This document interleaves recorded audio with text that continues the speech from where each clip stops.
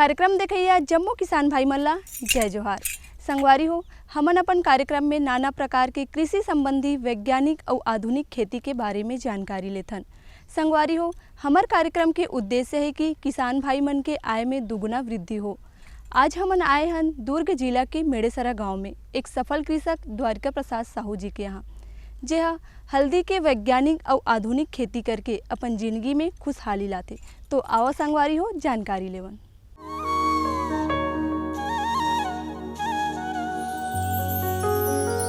त्याग और तपस्या का दूसरा नाम है किसान। किसान जो जीवन भर मिट्टी से सोना उत्पन्न करने की तपस्या करते रहते हैं और ऐसे ही तपस्या करके छत्तीसगढ़ राज्य में ऐसे बहुत सारे आत्मनिर्भर किसान हमारे सामने हैं। भारत प्राचीन काल से ही आत्मनिर्भर रहा है और इसी कड़ी में आज हमारे देश में किसान आत्मनिर्भर बनकर अपने परिवार के साथ साथ अपने देश को भी प्रगति के मार्ग पर खड़ा करने में मदद कर रहे हैं।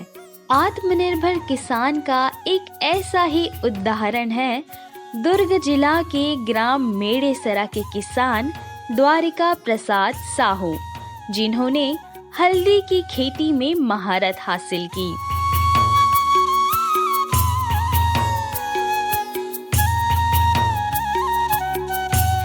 हल्दी अपने नाम के मुताबिक एक चोखा रंग देने वाली फसल है। छत्तीसगढ़ के लिए फिलहाल अपरंपरागत हल्दी की खेती यदि परंपरा में आ जाए तो यहाँ का किसान भी परंपरागत अपनी गरीबी से बाहर आ सकता है, क्योंकि हमारी परंपरा में हल्दी का एक विशिष्ट स्थान है। द्वारिका प्रसाद साहू बचपन से ही खेती करने के शौकीन थे। बचपन से अपने पिताजी के साथ खेती के कामों में हाथ बटाया करते थे। अपनी ही कर्म भूमि में हमेशा से कुछ नया करने की चाहत में द्वारिका प्रसाद ने हल्दी की खेती करने की कोशिश की और ये कोशिश धीरे धीरे सफलता के पथ पर आगे बढ़ी। पहली धान के खेती करत रहे हूँ, अब आजकल मैं 4-5 साल से हल्दी के खेती करत हूँ। तो धान के खेती में देखे मैं यहाँ तो आमदनी होते के नहीं दिखी। धान के खेती में 35 से 40 हज़ार के आमदनी दिखीस। ओमें खरीदी आई 35 से 40 हज़ार के मैं बेचत रहे हूँ।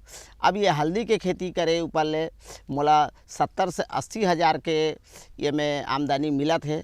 तो ये हल्दी के खेती मोला बहुत बढ़िया लगत है। आज मैं यहाँ अपन ये हल्दी के खेती करके अपन परिवार लड़का बच्चा ला मैं अच्छा खुशी से रखे हूँ।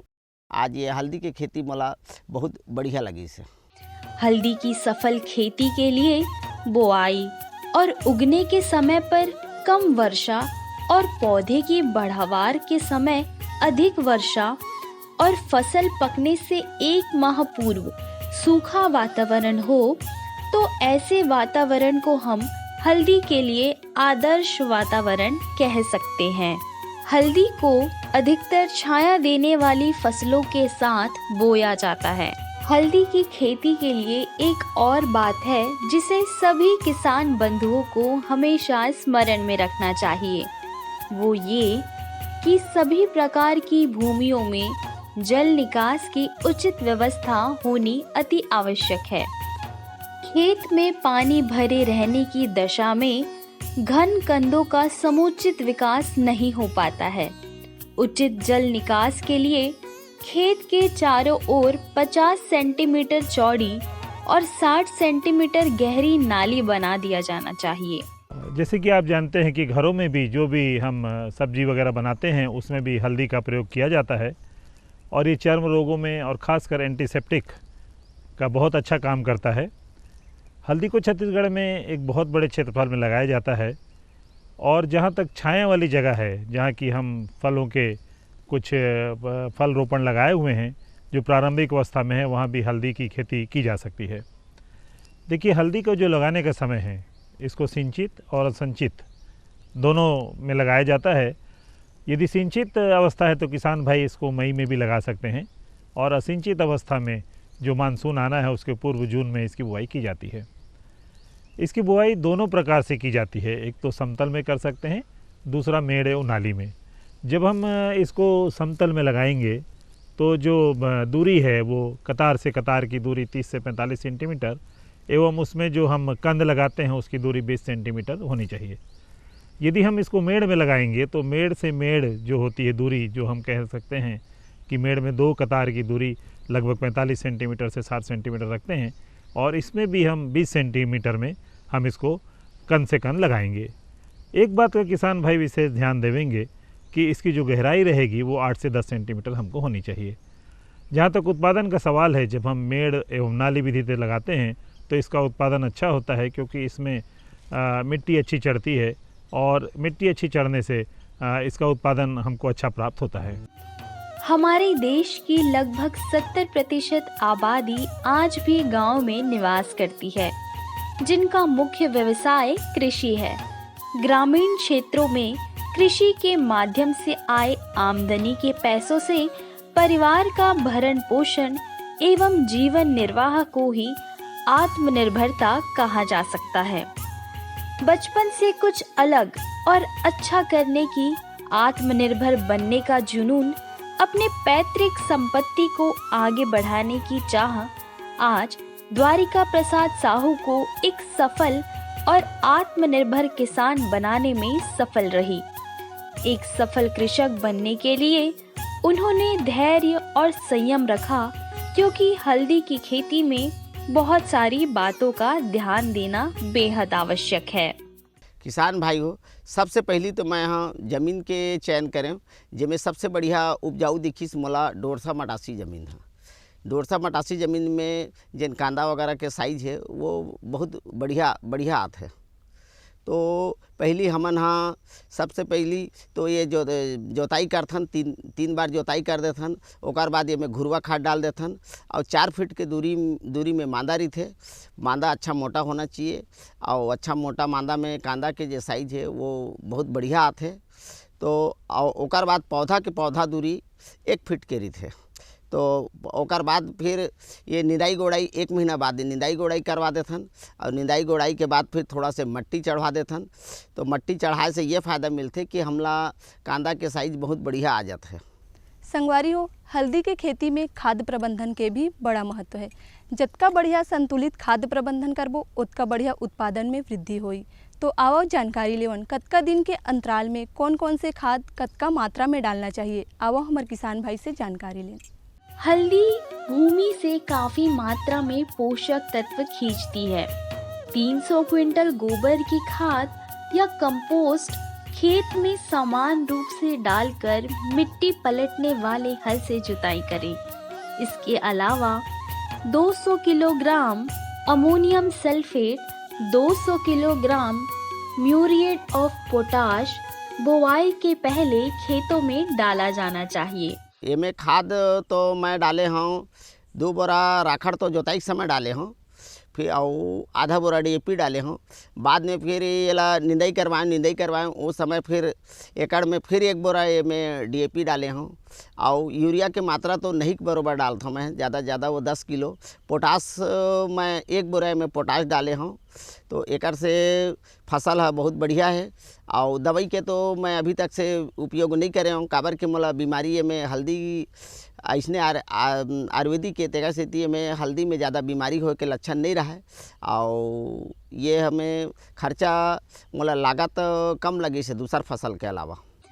इसके लगभग 40 दिनों के बाद 150 किलोग्राम अमोनियम सल्फेट और 60 से 80 दिनों के बाद 65 किलोग्राम यूरिया उपरिवेशन या टॉप ड्रेसिंग के रूप में फसल में डाला जाना चाहिए। जहाँ तक उर्वरक का सवाल है, इसको जब हम इसकी खेत की तैयारी करें तो हमको लगभग 15 से 20 टन जो गोबर की खाद हमको इसमें देनी चाहिए। हम यदि कहें कि अकार्बनिक उर्वरकों की मात्रा, तो इसमें जो टोटल जो खाद उर्वरक की मात्रा लगती है वो लगभग 120 से 150 किलो नाइट्रोजन, 80 से 100 किलो फास्फोरस और 60 किलो पोटास की आवश्यकता होती है। जब हम गोबर की खाद वगैरह इसे मिलाएंगे तो इसकी आधी मात्रा जो होती है हमको ज़मीन की तैयारी के समय इसमें दे देना चाहिए, और जो शेष जो मात्रा होती है जब हम कंद को लगाते हैं तो उसमें गोबर की खाद से और जो हमारा रेती और मिट्टी मिला के इसको ढकना चाहिए। जहाँ तक नाइट्रोजन, फास्फोरस और पोटास का सवाल है कि जब हम रासायनिक उर्वरकों के द्वारा देते हैं तो इसमें नाइट्रोजन की जो मात्रा होती है वो हमको शुरुआत में 30 दिन, 60 दिन और 90 दिनों में देना चाहिए।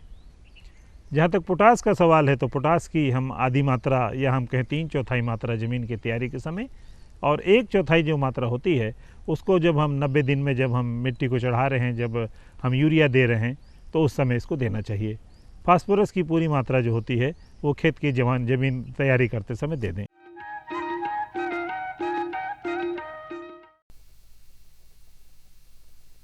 सब्जी में मसाला ज्यादा है। कितनी बार कहा है कि जितनी जरूरत हो बस उतना ही डाला करो। अरे मुझसे तो ऐसा कभी कभार होता है। और तुम जो हमेशा खेत में अनाप शनाप कीटनाशक डालते हो उसका क्या? ठीक ही तो कह रही है बहू। देख, खेत में उतनी ही दवा डाल जितनी जरूरत हो। याद रखो, कीटनाशक जहरीले होते हैं। डिब्बे पे लिखी सूचना के हिसाब से ही दवा डालनी चाहिए। पहले फेरोमोन ट्रैप, फ्लाइट ट्रैप, मित्र कीट, जैविक कीटनाशक आदि का इस्तेमाल करें। जरूरत पड़ने पर ही रासायनिक कीटनाशक का इस्तेमाल करें। छिड़काव सुबह या शाम दस्ताने, मास्क और पूरी आस्तीन वाले कपड़े पहनकर करें। हवा की दिशा में छिड़काव करते हुए पीछे जाएं। दवा के डिब्बे, छिड़काव यंत्र सुरक्षित जगह पर रखें। अब कुछ समझे क्या? हाँ, समझ गया मेरी रानी। अब ना करो नादानी।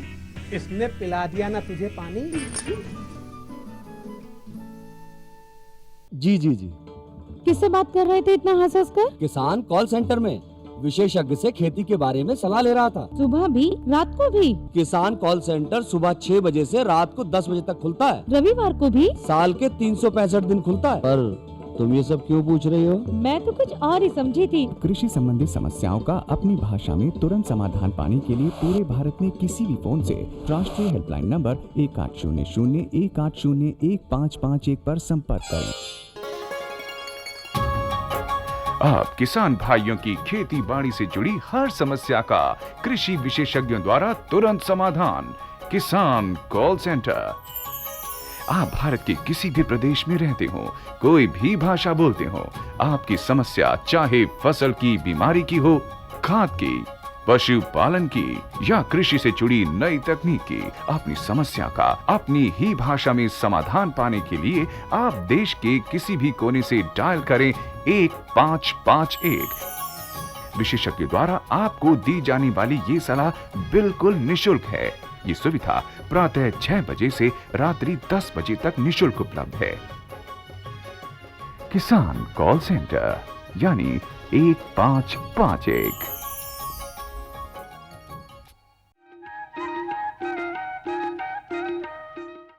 संगवारियों, हल्दी की खेती में रोगराई लगे के भी डर रही थी। ये रोगराई से बचे के लिए कौन से दवाई के छिड़काव करना चाहिए, आओ जानकारी लें।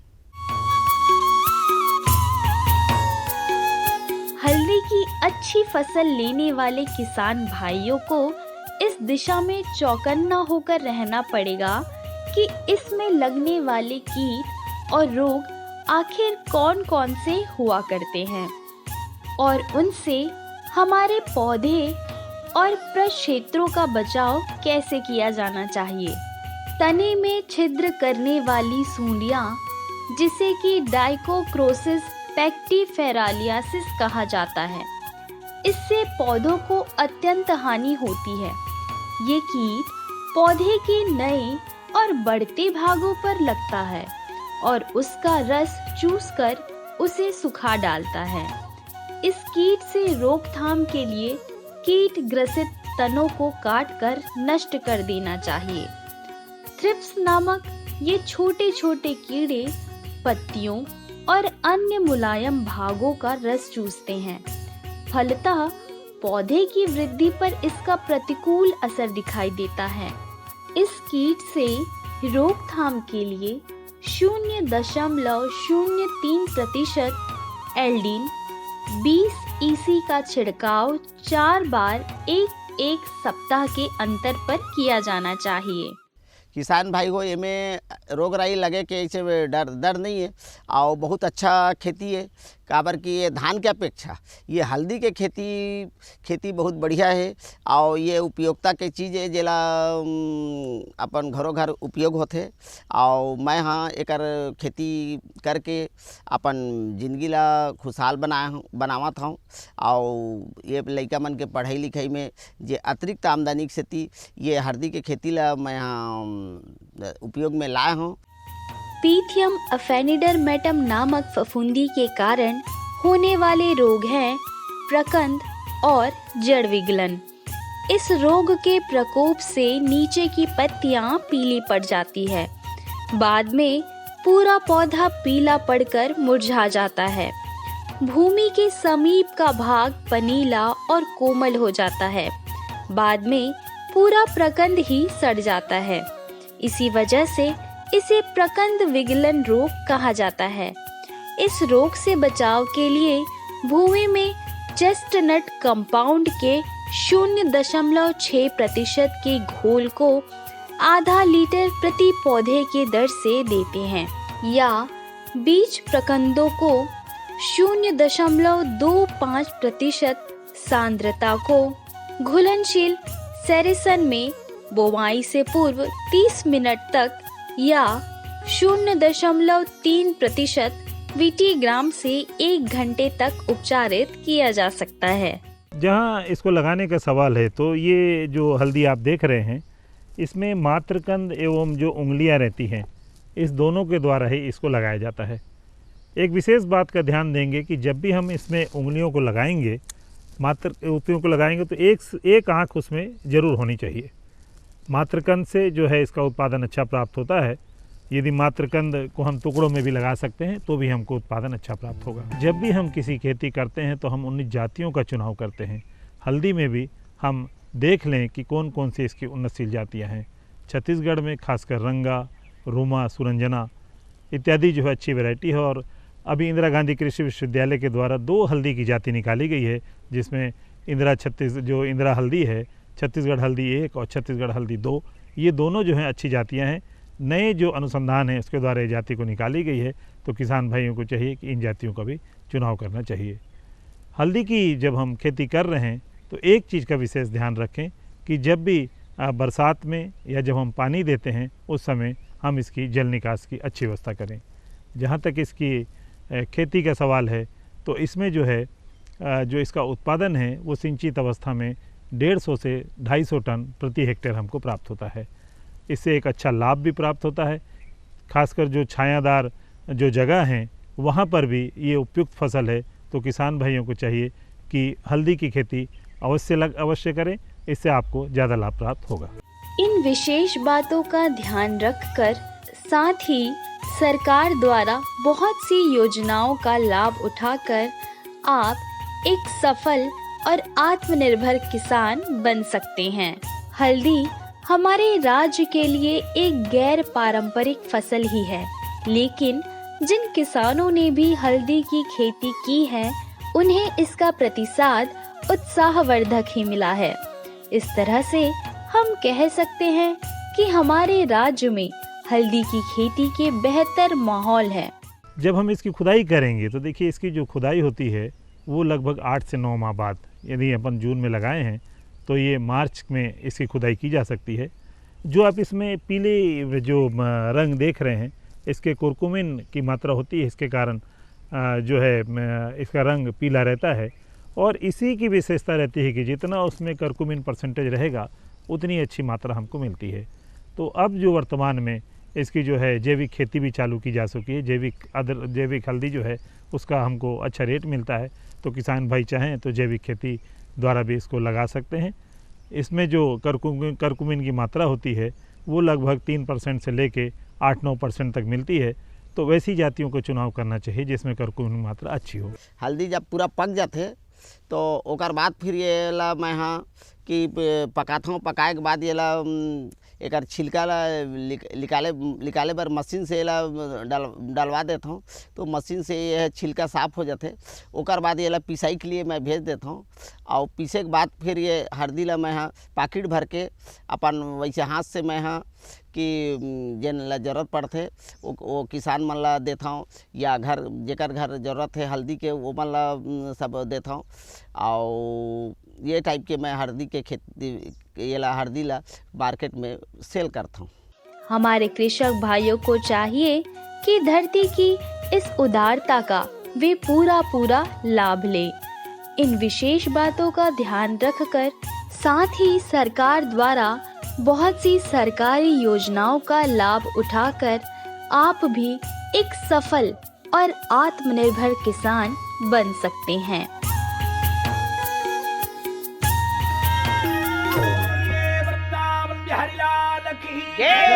रागी भैया महामुनि वैष्णव राजा जन्मेजय के प्रति कहे। एक दिन के बाद ये भगवान श्री बिहारी जी झगड़ा झन होती कही के मन में विचार लगारी से कौरव पंडवा मन दोनों झन सत्य काका बड़ा के भाई तब होले एक दूसरे के प्रति अब बड़ा कन बैर हमार गिरी से भगवान राजा दुर्योधन अब पंडवा मन झगड़ा हो उनका हाथरी से भगवान की थे अगर बीच में शांति दूत बन के मैं चल रहा था ये झगड़ा नहीं हो। भगवान ऐसा कहते राजा दुर्योधन का समाज में जाके अब बड़ा कन समझा से, लेकिन राजा दुर्योधन के अगर धरती ला एक अंगूर को न देव और पंडवा मन कहबे तो मैं मांगे में देवे नहीं करो। अगर भूमि चाहिए तो सुई अग्र जितनी भय और सो कही कबह न देहूं। अब पीछे भूआ भाव करी प्रथम युद्ध कर ले पंडवा मन जा कह देवे पंडवा मन मोर सो झगड़ा कर ली लड़ाई करके अपन दादा के अब दौलत ला भैया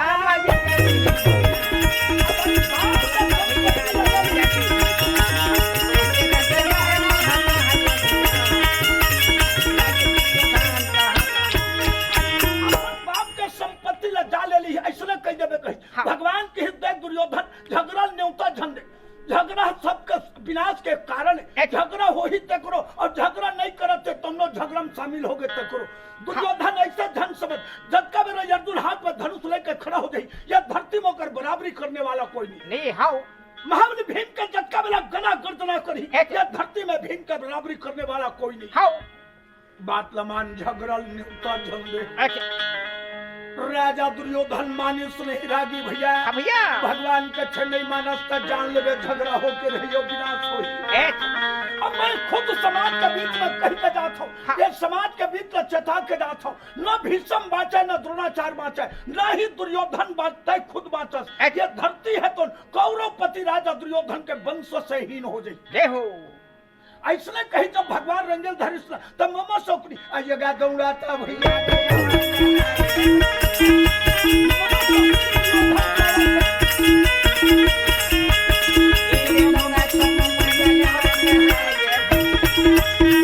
सोकनी की भाषा भले बात ला बिगाड़ डरे आने ताने का डरे। अच्छा अपन को चिनाने पर कोनो मन खर थे नहीं तो कुछ प्रलोभन देवर लागते तोर घर में आए हैं घर में बैठा लेते सुंदर आनी बानी खवा देते खाते ते कर गाथे कथे भाषा हो सकते कृष्ण कोनो खाही तोर घर में तो एको कनी तोर कोती जरूर कूदी बात लमान भोजन करवा दी भैया तो दुर्योधन दौड़ती और भगवान कृष्ण कथे मोहा हमार घर आई हस भैया तो ये मुठा भोजन कर लेते चल घर कोती देखो दुशासन जा तोर भौजी कह देवे कहूं दिन कृष्ण खाए नहीं होई तसना भोजन घर में आगा